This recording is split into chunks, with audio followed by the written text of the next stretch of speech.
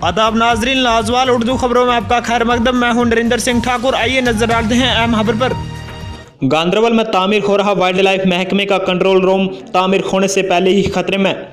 इतलात के मुताबिक गांदरबल में 20 लाख की लागत से तामीर हो रहे वाइल्डलाइफ के कंट्रोल रूम बिल्डिंग के करीब दर्जनों बारी और बोसीदा सफेदे के दरख्त मौजूद हैं जो कभी भी गिर सकते हैं। मुकामी लोगों का कहना है कि बिल्डिंग तामीर करने से पहले इन दरख्तों को नहीं काटा गया, जो नाकिस प्लानिंग का सबूत हैं, और इस तरह लाखों रुपए जाया हो जाते हैं। दरअसल महकमे के वाइल्डलाइफ वार्डन कश्मीर से जब हमारे नुमाइंदा ने रब्ता कायम किया तो उन्होंने यकीन दिलाया कि वो इस हवाले से कार्रवाई अमल में लाएंगे। ब्यूरो रिपोर्ट, गांदरबल से मुख्तार शाह।